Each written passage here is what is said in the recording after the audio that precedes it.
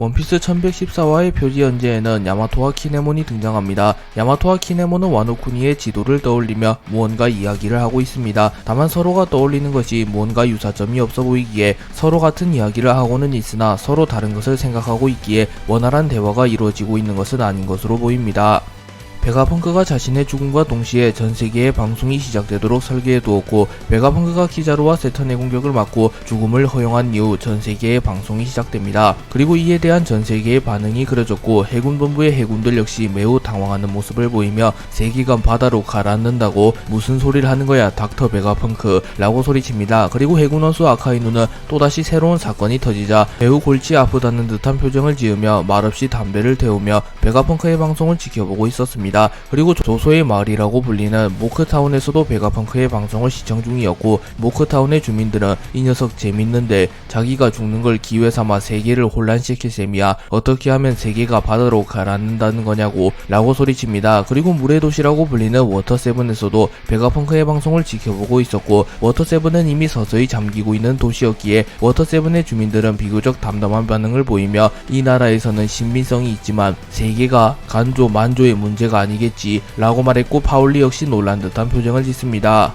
임펠다운은 꽤나 복지가 좋은 감옥으로 죄수들에게 신문 보급을 해주는 시스템이 존재합니다. 그리고 임펠다운에서는 죄수들에게 베가펑크의 방송을 틀어주기도 하였고, 임펠다운 레벨 6에 수감되어 있던 더플라밍고 역시 베가펑크의 방송을 보게 됩니다. 그리고 더플라밍고는 웃음을 지으며 훗훗훗훗 최고인데 이거 만약 임펠다운에 바닷물이 흘러 들어오면 어떡할 거냐, 죄수의 안전 확보는 너희 일이잖냐 마젤란 이라고 소리쳤고, 마젤란은 확실히 며칠 전 1m의 해수면 상승으로 감옥 내부는 패닉에 빠졌었다. 세계가 가라앉게 되면 대체 몇 미터지? 라고 물었고, 더플라밍고는 5m 정도면 어지간한 도시는 전멸이야. 훗훗훗 다같이 이사라도 할까? 더위로 말이야 라고 말합니다. 그리고 더플라밍고가 말한 더위는 해수면이 상승하여도 영향을 끼치지 않는 성지 마리조아로 추정되며, 더플라밍고가 이런 말을 한 이유는 자신이 철룡인이었기 때문일 것입니다. 또한 더 나아가 어쩌면 더플라밍고는 철룡인들의 몰락을 예언한 것이라고도 주장할 수 있습니다.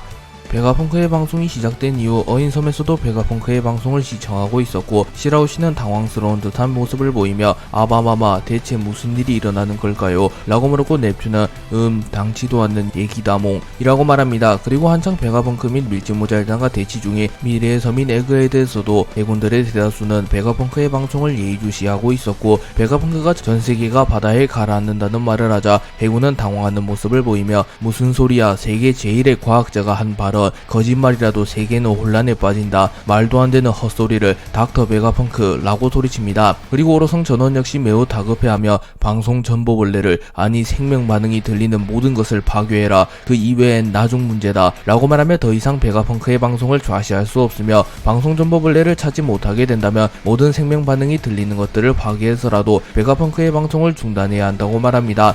그리고 요크 역시 방송 전보벌레를 찾아다니며 어디까지 말할 셈이야 스텔라 라고 소리칩니다.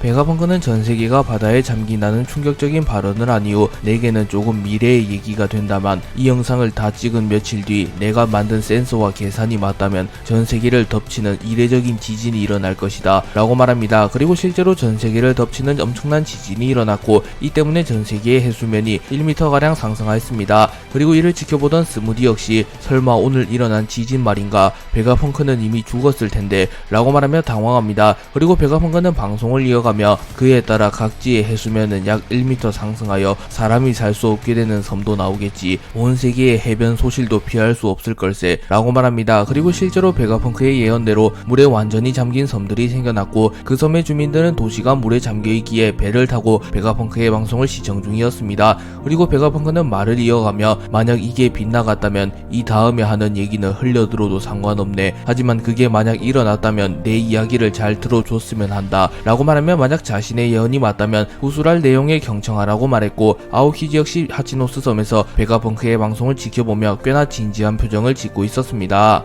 베가펑크는 자신의 예언이 맞다는 가정하에 그 지진은 자연재해라고는 단정할 수 없는 현상이다 라고 말하며 전세계에 악영향을 끼친 지진이 단순한 자연재해가 아닌 누군가가 일으킨 인재라고 말합니다. 그리고 인재를 일으킨 배후에는 세계정부가 있을 것이며 만약 이 사실이 전세계에 공개된다면 전세계는 혼란에 빠지게 될 것이며 세계정부를 적대시하는 세력이 급증할 것이기에 세계정부의 입장에서는 반드시 이 방송을 중단해야 할 것입니다. 그렇기에 세턴은 우선은 방송을 멈추기 위하여 밀짚모자와의 대치를 멈춘 채 프론티어돔 내부로 향하려 합니다. 하지만 밀짚모자 일당은 세턴을 막아서려 하였고 일제히 세턴을 공격하기 시작합니다. 하지만 루피가 빠진 밀짚모자 일당의 일부가 세턴을 막아서기란 무리였고 세턴은 압도적인 재생력을 선보이며 밀짚모자 일당의 공격을 무효화시키며 빠르게 프론티어돔으로 향합니다. 그리고 세턴은 마스에게 자신이 직접 파워플랜트로 향하겠다고 말하였고 매우 빠른 속도로 파워플랜트로 향합니다. 베가펑크는 일전에 자신의 꿈 중 하나가 영원한 에너지라고 언급한 적이 있습니다. 그리고 베가펑크는 영원한 에너지를 쫓으며 계속하여 연구를 이어갔고 결국 영원한 에너지의 근처에 도달하게 되었습니다.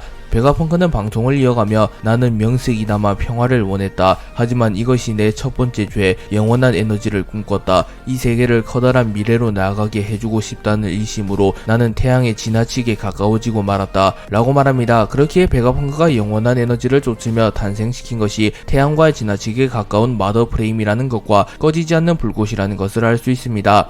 한편 세턴은 빠르게 파워플랜트에 도달했고 규키의 폼으로 전보벌레를 부수게 된다면 마더 프레임이 파괴될 수도 있기에 인간형의 폼으로 전보벌레를 부수기 시작합니다. 그리고 파워플랜트 속에서 영원한 불꽃이 타오르고 있었고 베가펑크는 순서대로 설명하지 이 세계에 무슨 일이 일어나려 하고 있는 것인지 라고 말하며 방송의 클라이맥스를 향해 다가가려 합니다. 한편 해군은 갑자기 에그헤드 섬에 나타나 고대 로봇을 경계하며 고대 로봇을 공격하나 고대 로봇은 아무런 충격을 받지 않았고 해군들은 당황하는 모습을 보입니다. 그리고 루피, 도리와 부루기는 여전히 워큐리와 대치 중이었고 워큐리는 빠른 속도로 도리와 부루기를 쫓고 있었으며 루피는 즐거운 듯한 모습을 보이며 기어 피프스를 사용하여 워큐리와 맞서려 합니다.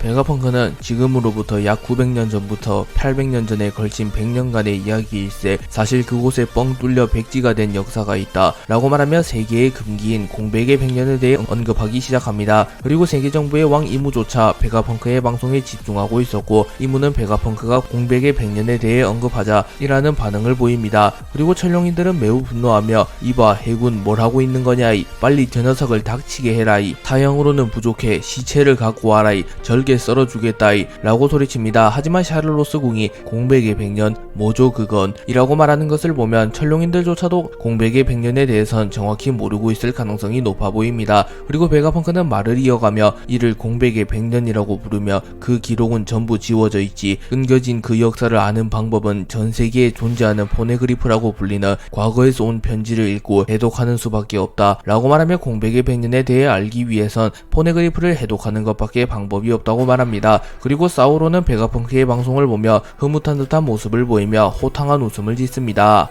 베가펑크는 하지만 포네그리프 해독은 세계정부가 엄격하게 금지하고 있다만 나는 정부의 인간이면서 그 해독에 발을 들이고 말았지. 이게 내 두 번째 죄. 나는 어떤 우수한 고고학자들의 집념으로 이어져 내려온 문헌과 몇몇의 포네그리프를 해독하여 가능한 연구를 진행해왔다. 후회라곤 추호도 없다 라고 말하며 자신은 오하라의 의지를 이어받으며 공백의 100년에 대해 연구하는 데 성공했다고 말합니다. 한편 자신이 반드시 밀짚모자 일당을 에그헤드 섬에서 빠져나가게 만들어주겠다고 호언장담한 에디스는 정말로 퇴로를 확보해 주었고 나미와 브룩, 우솝 등은 탈출각을 잡습니다. 그리고 에디스는 비장한 표정을 지으며 반드시 도망쳐라 밀짚모자 일당 세계정부 따위에게 잡히지 말고 라고 소리칩니다. 베가펑크는 즉 내가 아는 건 불완전한 100년간의 이야기 그것을 내 상상으로 보완해서 얘기할 수는 없다만 판명된 사실만을 이곳에서 말로 남기겠다 라고 말하며 확실하게 단언할 수 있는 공백의 100년에 관한 내용만을 말하겠다고 말합니다. 한편 루피는 기어 피프스를 사용하여 워큐리를 막아서기로 결정하였고 루피는 기어 피프스를 사용한 뒤 자신있게 워큐리의 코를 공격하였고 이번에는 먹힌다 라고 소리칩니다. 하지만 루피는 이번에도 되리어 자신의 손에 부상을 입었고 손이 퉁퉁 불어버렸기에 정말이지 워큐리의 맷집은 상상을 초월함을 알 수 있습니다. 그리고 베가펑크는 방송을 이어가며 900년 전 있을 수 없는 고도의 문명을 가진 왕국에 태어나 마치 엘바프에 전해지는 태양의 신 니카처럼 신축하는 몸으로 싸웠다는 남자, 그의 이름은 조이보이, 이 바다에서 처음으로 해적이라고 불린 남자다 라고 말합니다. 그렇기에 조이보이는 공백의 백년과 밀접한 관계인 것이 확실해졌으며 루피와 마찬가지로 사람 일매 모델 태양신 니카를 먹은 것 역시 확실해졌습니다. 또한 조이보이는 최초로 해적이라고 불렸던 인물이며 원피스 세계관에서 해적이라는 존재는 세계 정부의 허가를 받지 않고 바다에 출항한 모든 이들을 지칭하는 말이기도 하기에 어쩌면 조이보이가 세계 정부의 최초의 적이라고도 해석할 수 있습니다.